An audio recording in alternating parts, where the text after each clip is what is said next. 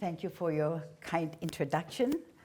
And Ari, I thank you and Michael and the congregation here for giving me the opportunity to speak to and with you, the students and members of the community.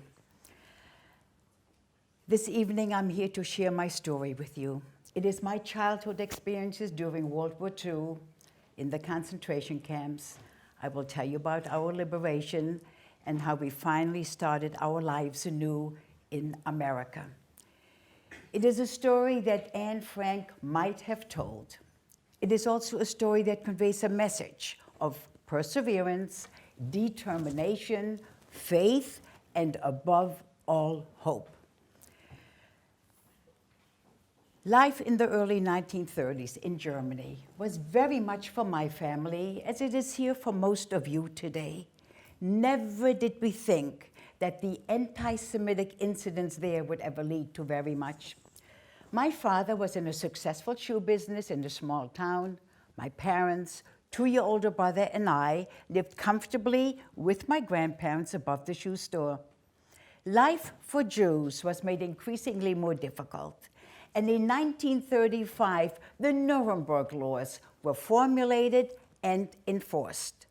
The following are just some of the many restrictions imposed on the Jews in Germany. Jews were not allowed into theaters, into parks, or into swimming pools.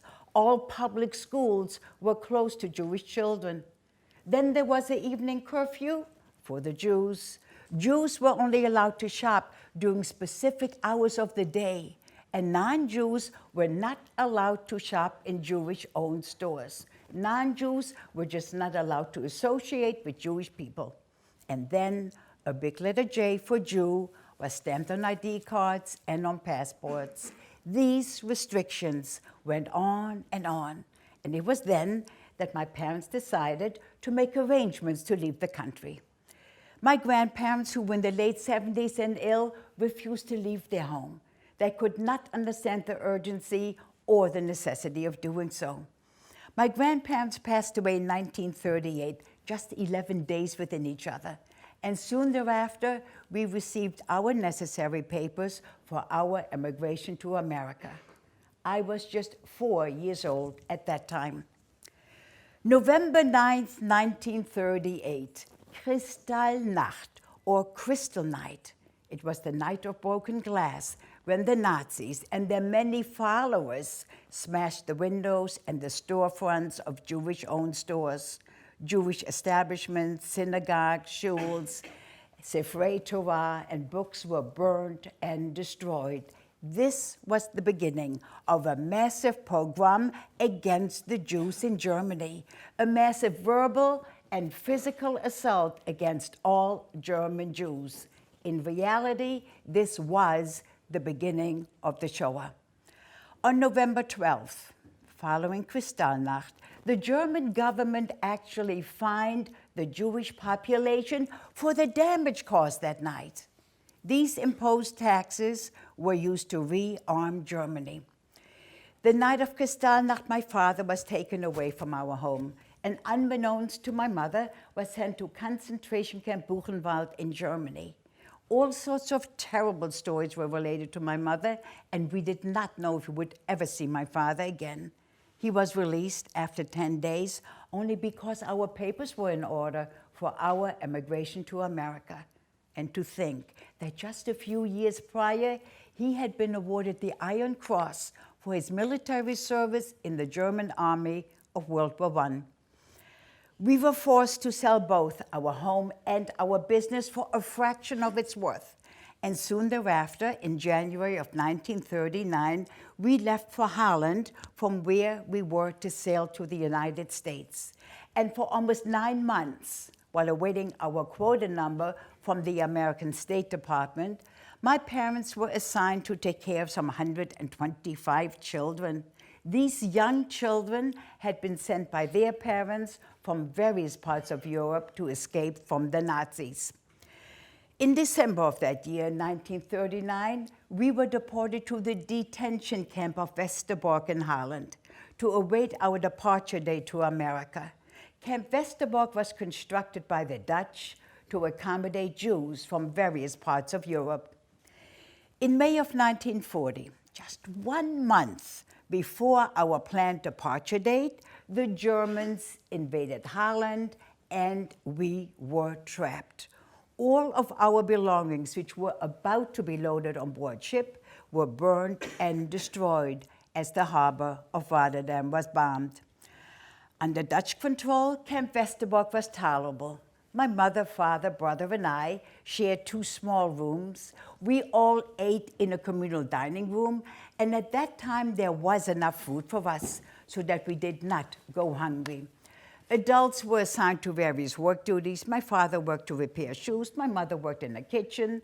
We children had a makeshift education and lived a very dull, stagnant life.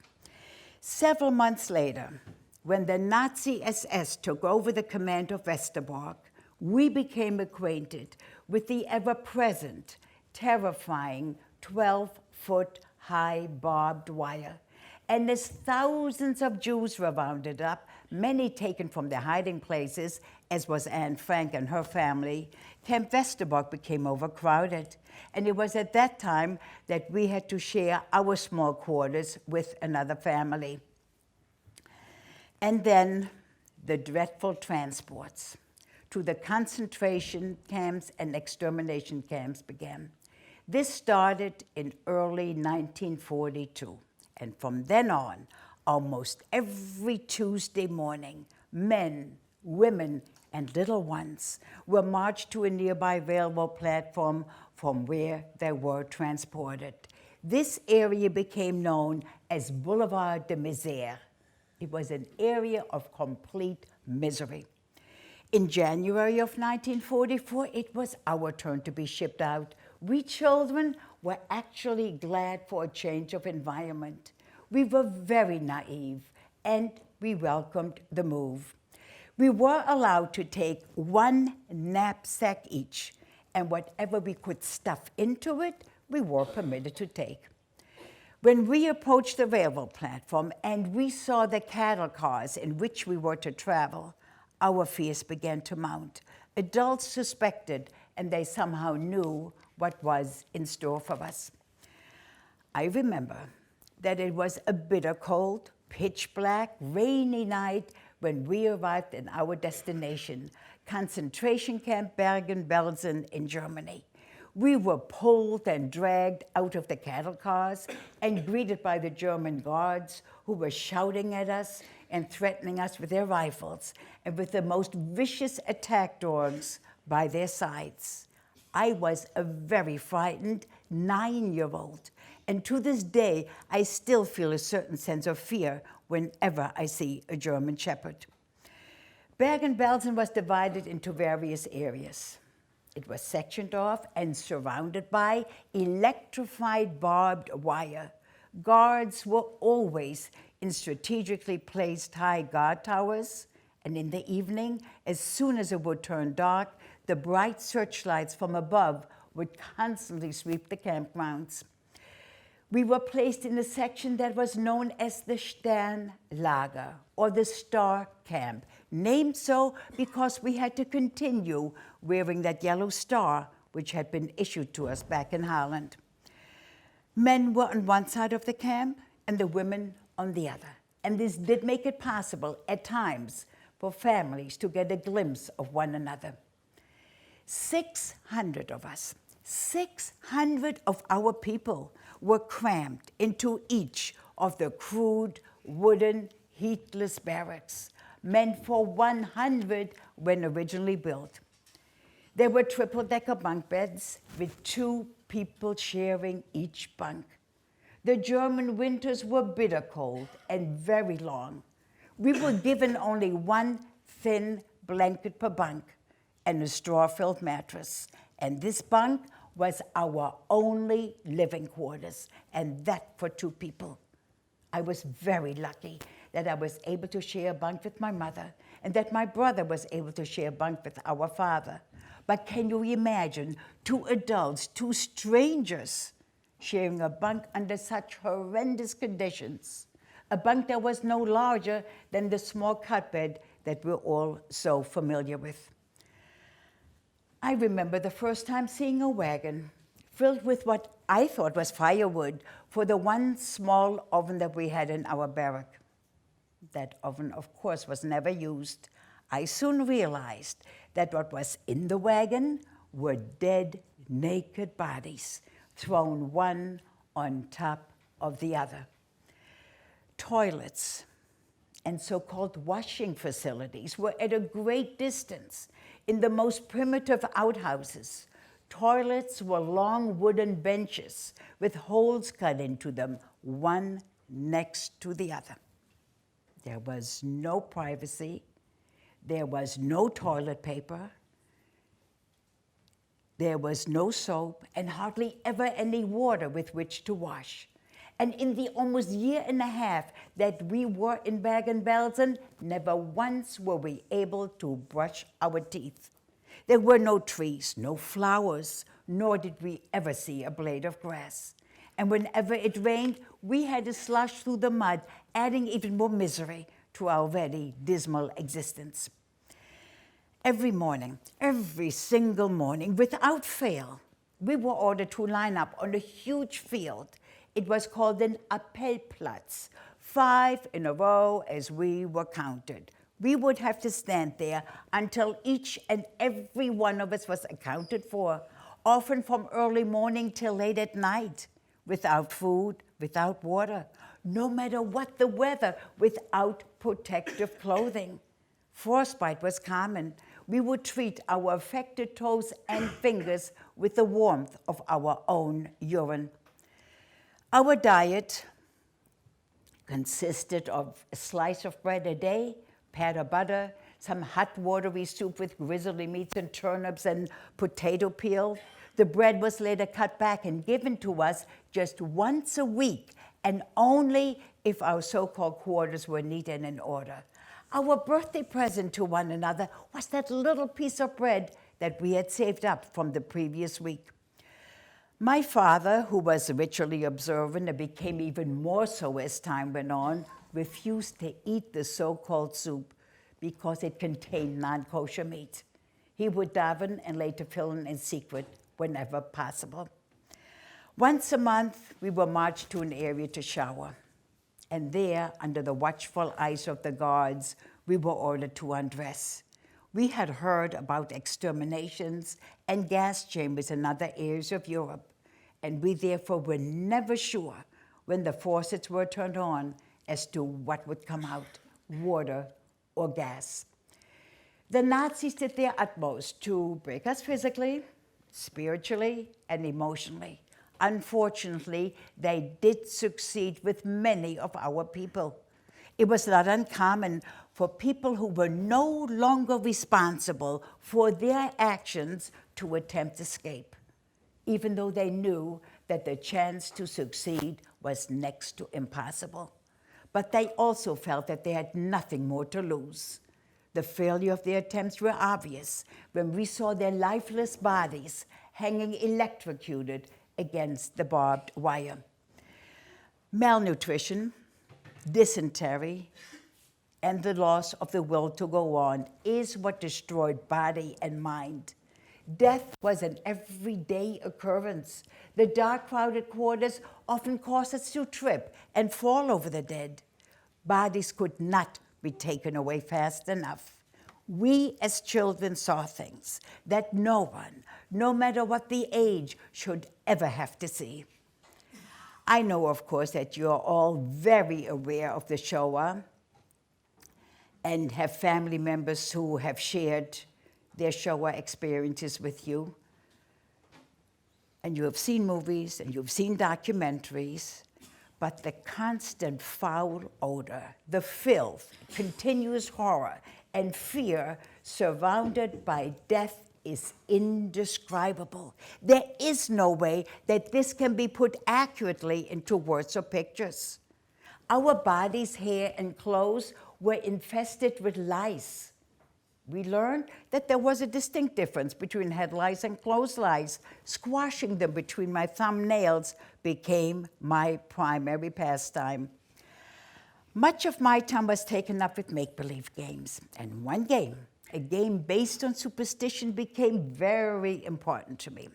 I decided that if I were to find 4 pebbles of about the same size and shape, that would mean that the 4 members of my family would all survive.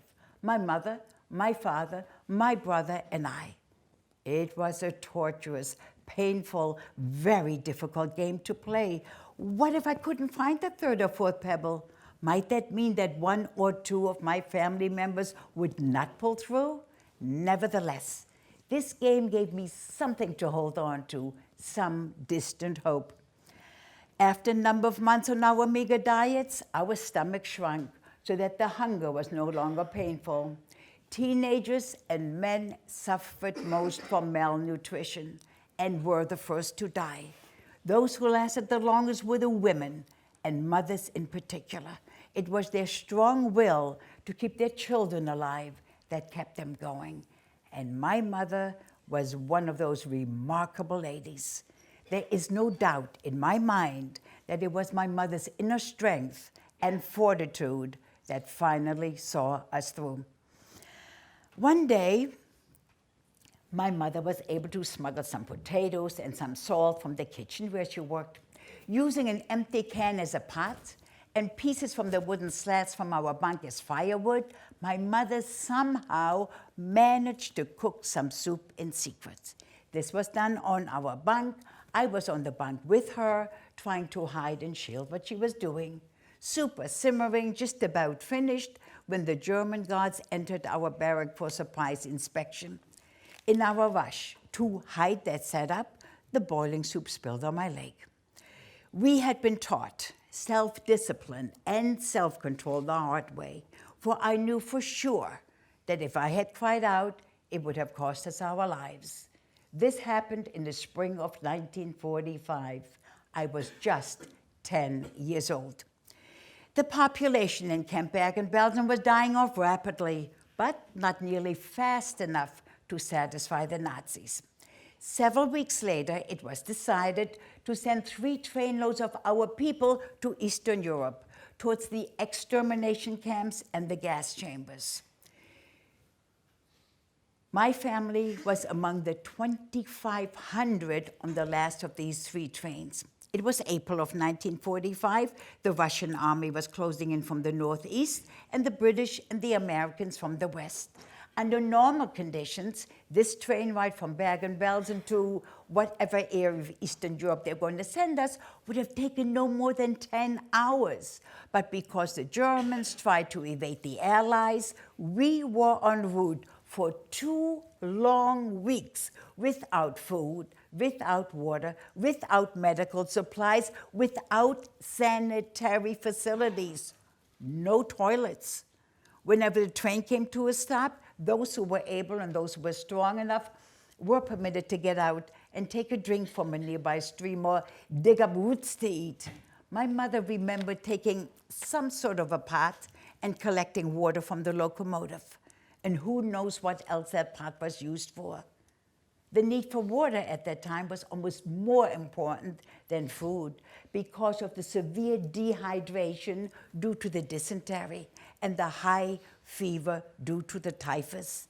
Let me briefly explain typhus. It is a highly contagious, deadly disease that's caused from filth and spread by lice. At the same time, while the train was at a standstill, the newly dead were taken off and buried along the tracks. In addition, our train was subject to frequent air attacks by the Allies.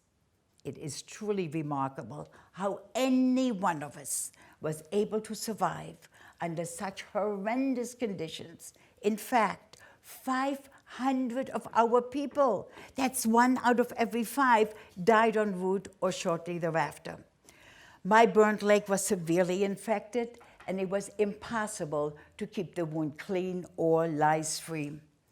In late April, after 14 days of this surreal and horrifying journey, the German guards stormed frantically through the train, demanding civilian clothing so that they would not be recognized by the Allies.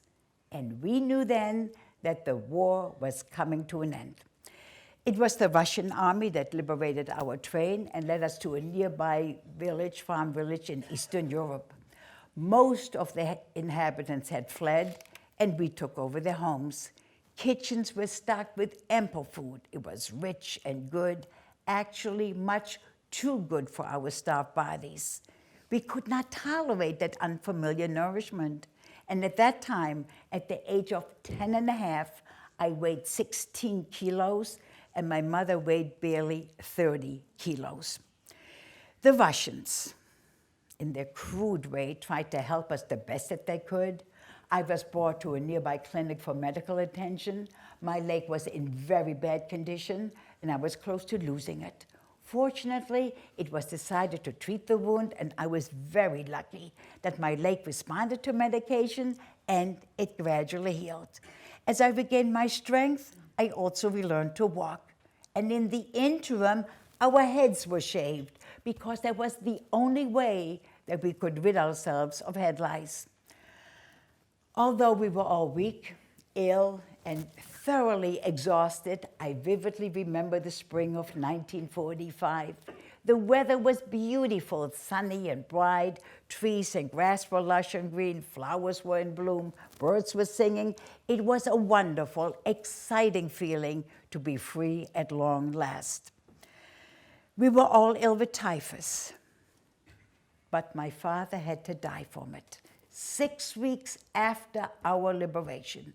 And this after 6.5 years of mental torment and physical abuse. My 12-year-old brother Albert actually helped bury our father. When I talk about those years, it is as though I am relating a nightmare, a very bad dream. I separate myself from it ever having happened to me, and that is how I deal with it. It is a wonderful story of how we gradually recuperated and were sent back to Holland to start our lives anew. My brother and I were eventually placed in a youth Aliyah home, just a bit south of Amsterdam, in preparation to live what was then still Palestine. Most of the children in this home survived alone, without their parents. I felt like a total misfit.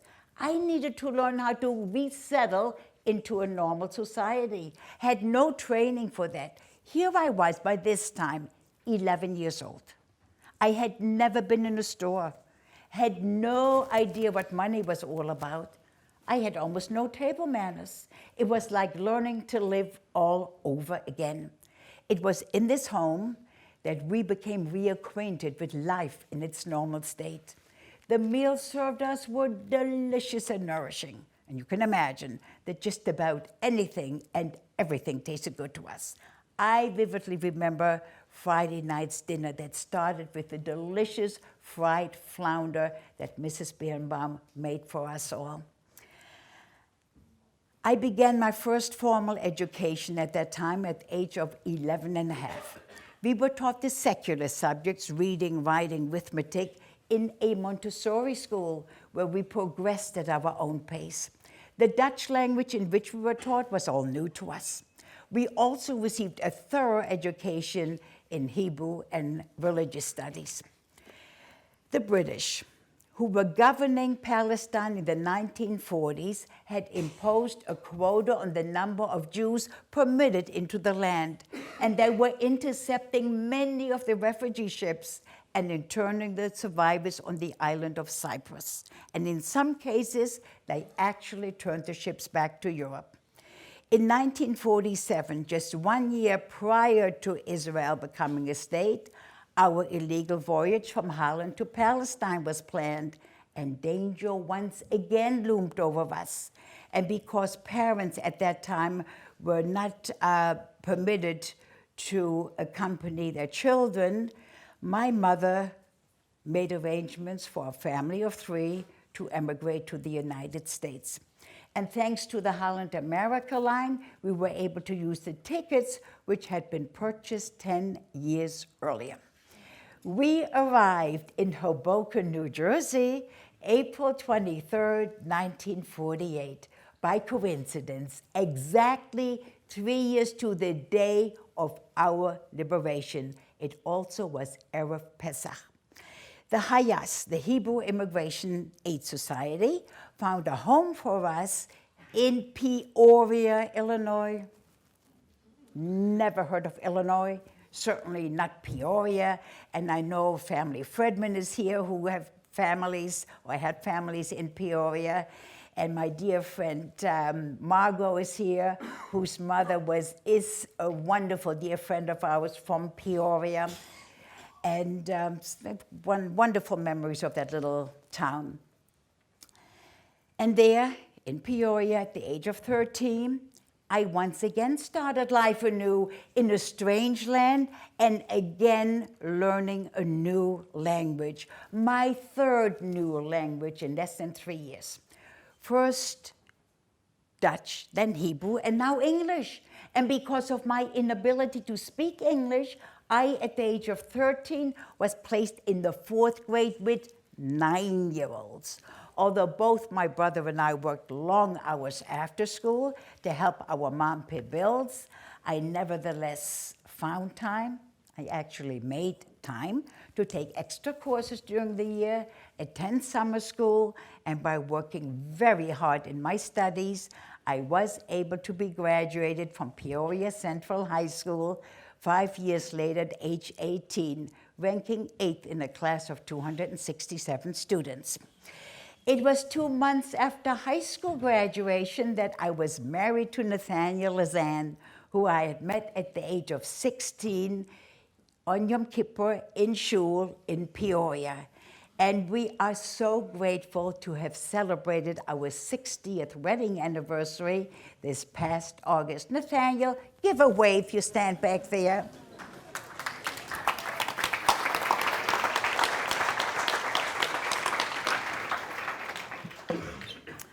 I am grateful. I am very grateful that I survived healthy in body, mind, and spirit, and that together with my husband, I'm able to perpetuate my heritage with a wonderful family. We have 3 grown children. All 3 are happily married, and they have given us 9 beautiful grandchildren and 2 absolutely magnificent 2 great-granddaughters. Amazing, amazing. And of course, our youngest set, Michael and Rachel, with Gavria, Dalia, and Yoav, made Aliyah in 1994 and live right here in Beit Shemesh.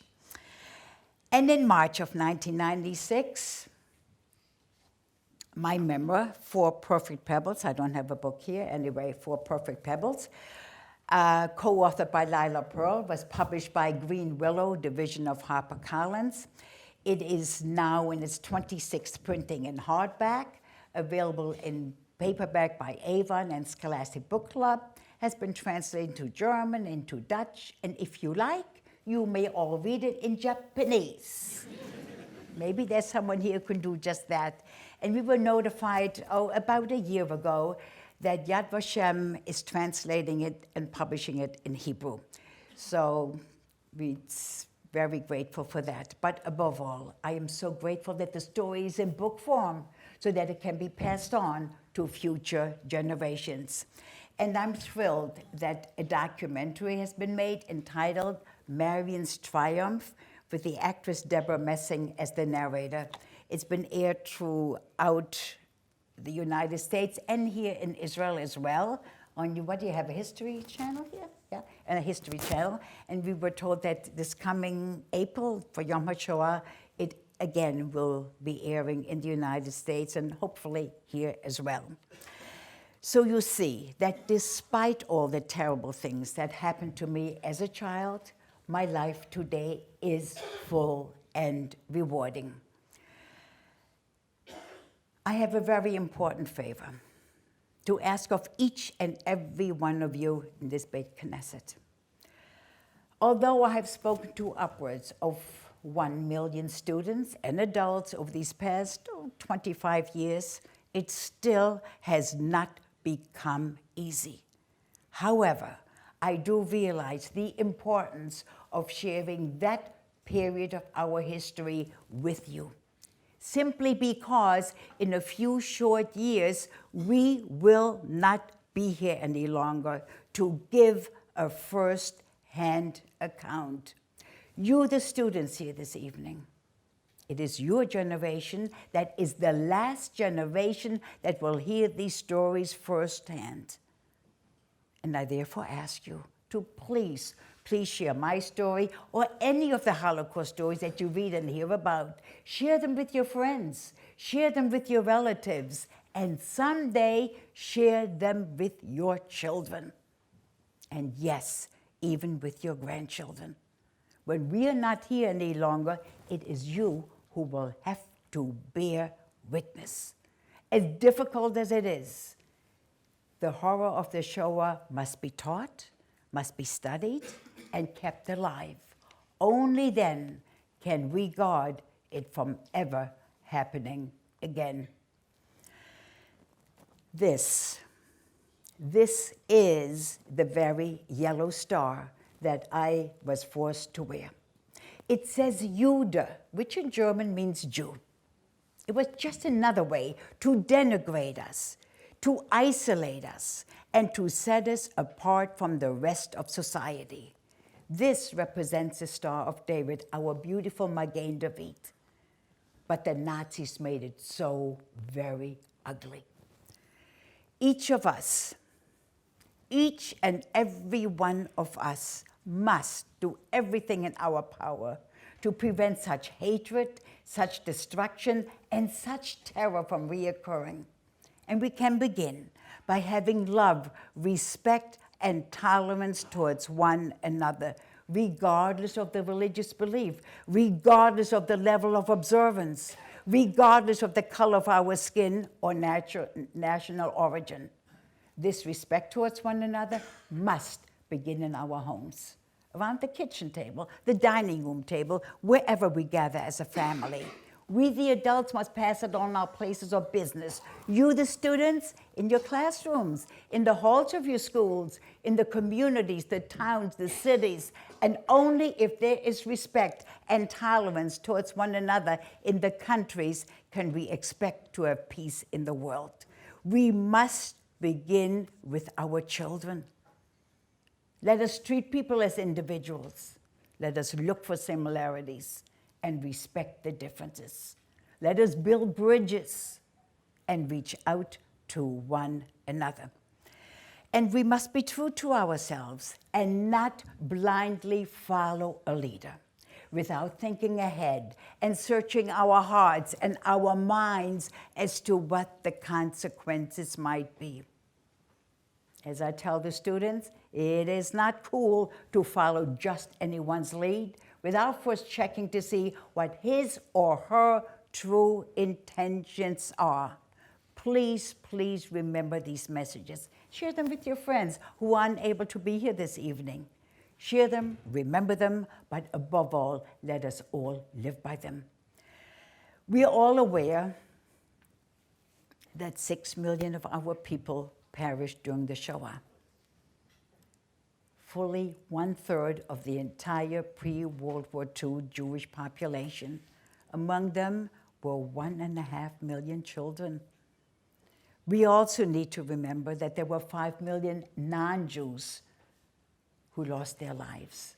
Among them were the righteous Gentiles, as we refer to them.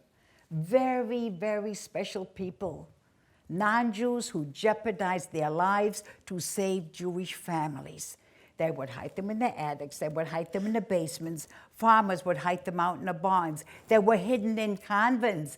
And when these good people were caught doing what they felt was the right thing to do, they also were deported to concentration camps and in many cases lost their lives. And that brings me to another message. We must never generalize and judge an entire group by the actions of some within that group. These are all universal messages, messages that each and every one of us is familiar with to varying degrees, but need to be reminded of over and over again.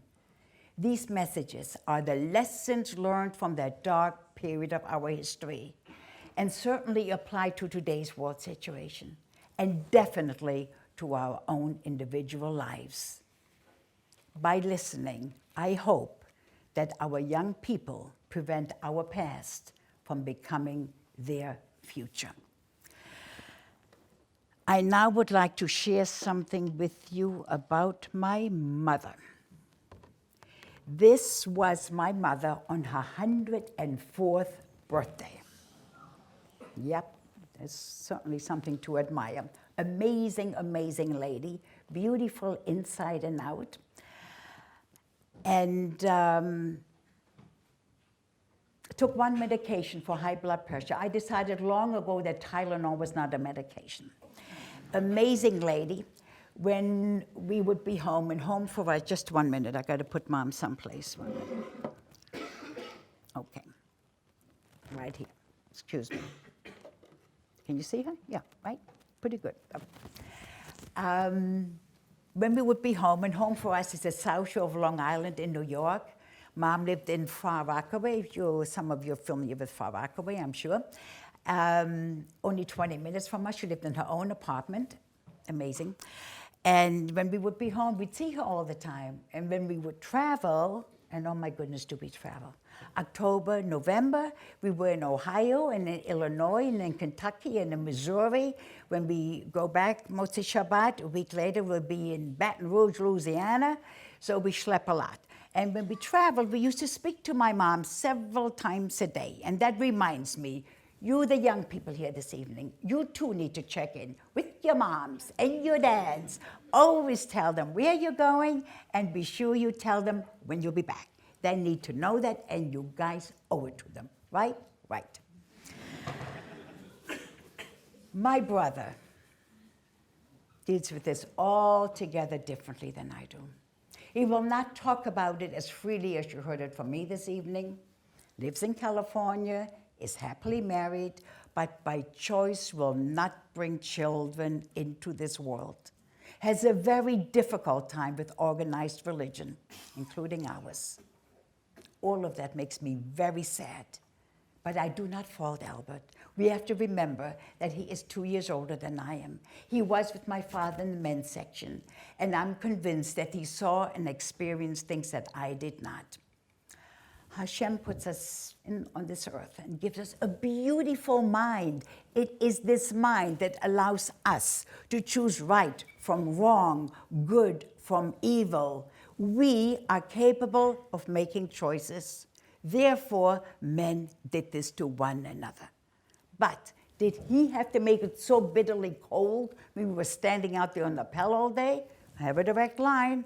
I ask loads and loads of questions. Don't get too many answers, but that's okay. Faith I will always have. After all, here I am, 3 children, 9 grandchildren, 2 great-grandchildren, from whom generations will be forthcoming. Of course, I'm proud of my faith. And when I speak to a mixed audience, I tell them that I'm certain they too must be proud of their faith and of their heritage. But to please, please remember to respect the right of others to their belief. Be kind and good and respectful and tolerance towards one another. That is the basis for peace. Had there been respect and tolerance towards one another some 60, some 70 years ago, I would not be here this evening to share that dark period of our history with you. 9/11, you all are familiar with 9/11, of course, would not have occurred. Afghanistan, Iraq, Syria, North Korea, all these countries that are in such turmoil would be peaceful countries for its people. Be kind and good and respectful towards one another, please. Not an easy task here in the Middle East. In this hostile environment and difficult political climate. I wish and I hope that someday soon, someday very soon, this love and respect towards one another will prevail towards people everywhere. There's very little that we can do against the negativity in our world, but how we treat, behave, and reach out towards one another, that's entirely up to us. Did I ever find my 4 pebbles? I always found my 4 pebbles. I made it my business to find them. I cheated all the time. When I found them, I put them in a safe place. Next time I would search for them and I couldn't find that third or fourth one, well, I knew exactly where to go and pick them up. Maybe that was cheating, but it was my game, and guess who made the rules? You need to know that I was only about 9 or 10 years old when things were at its absolute worst. We had nothing to occupy our time with constructively. No paper, no pencils, no books, no games. So I was lucky at such an imaginative mind. My imaginative games, they were always based on a positive attitude. I would search for a piece of glass or a piece of a mirror, whatever I could find on the dirt ground in Bergen-Belsen. And when the sun would shine, that little piece of glass would cast a reflection onto the ground. And that little wiggly reflection, it became my pet. As long as the sun would shine, I would have my pet. And my pet would never, ever die. I would also imagine that one day I would have my 3 Bs. And these 3 Bs represent our everyday comforts and necessities that we all take so much for granted. First B represented a bed. I knew that someday I once again would have my very own bed with a real mattress, clean sheets, and enough blankets to keep me warm. Second B represented a bath. Warm water, soap, clean towel, and with that would come toothpaste and a toothbrush, of course. And the third B was bread. I knew that someday I once again would have enough bread so that I would never again go hungry. These imaginative games, if you will, they were my survival techniques. They were my survival skills. Do you know that we all have survival techniques and skills within us? When the need arises, we just have to search for them, find them, and be sure that we put them to work. No one is spared adversity. No one is spared hardship. We all have to overcome obstacles at one time or another.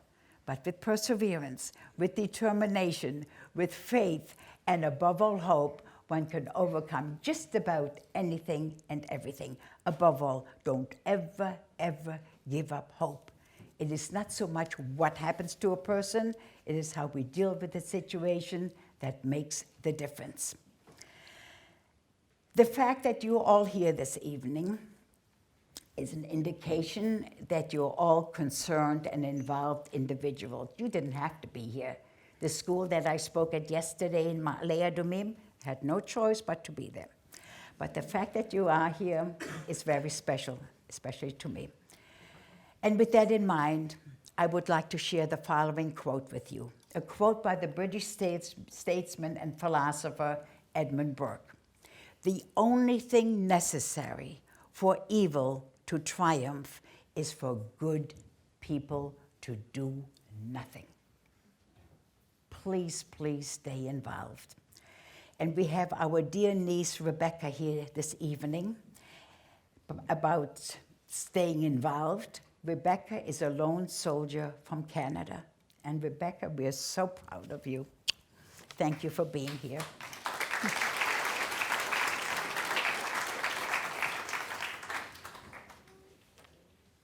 We returned to Germany on 6 separate occasions. And whenever we return, the first time was back in 1995. It was the 50th anniversary of our liberation. Returned reluctantly, but decided to return. And since then, we've been back 5 more times. And each time we return, I speak in schools. I speak in universities. I do so in German. And, excuse me, but I do speak in churches. They don't come to us. We have to go to them. It is tremendously well received by the young people in particular, but also very difficult for them to hear. After all, it happened in their country, by their own people, by their grandparents' and great-grandparents' generation. A huge, huge burden for them.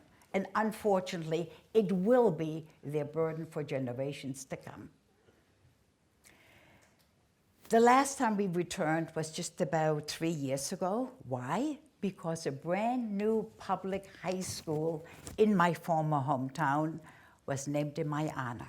So now we have the Marion Blumenthal Hauptschule in Hoya, an amazing celebration. klezmer musicians, fine food. Most of it we couldn't eat. It wasn't kosher, but that's okay. And it was remarkable for this little town to redress what happened so many years ago. And the night before that celebration, we commemorated Kristallnacht, on the site where our synagogue once stood. I have a website. My website is fourperfectpebbles.com, and Nathaniel will leave it at that, okay? I'm so bad with technology, so you'll have to bear with me, but this much I know, fourperfectpebbles.com. And it has a page in the front that, homepage, okay? And if you press something in the middle of that homepage, you will see a documentary about the naming of the school. It's in German and has English subtitles. Check it out, you'll find it interesting. That's about it, right, Nathaniel? Okay, Facebook, I also have a Facebook. Okay. But to be serious once again, let us all, everyone who knows anything about technology, particularly our young people here, please use this wonderful technology for good only. Do not disparage others. Do not intimidate others. Do not make others feel bad. Be kind and good and respectful towards one another. And Michael and the congregation here, I thank you all so much for having given me the opportunity to speak to and with all of you. And I wish each and every one of you, of us, children, grandchildren, and all succeeding generations, a healthy, happy, productive future in a world of love and peace. Thank you.